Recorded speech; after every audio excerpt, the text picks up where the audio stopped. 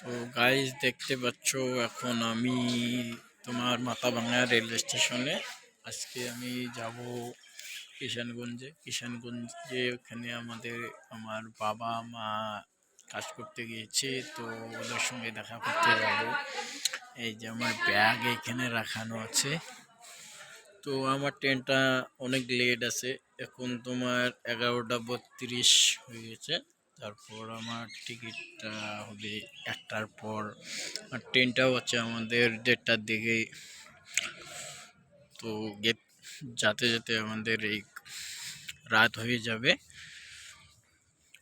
তো আমি এখন রেলওয়ে স্টেশনে এতক্ষণ সকাল 10টার দিকে আসি, তখন থেকে ওয়েট করতেছি ট্রেনের জন্য। এখানে আমি স্টেশনে বসে আছি। তো দেখতেই পাচ্ছেন যে অনেক লেট হয়ে যাইতেছে আমার। রাত হয়ে গেলে আবার কিষানগঞ্জে ওইদিকে গাড়ি পাওয়া যায় না বেশি একটা। তো দেখি কি হয়, ট্রেনে উঠে আপনাদেরকে দেখাবো আমি।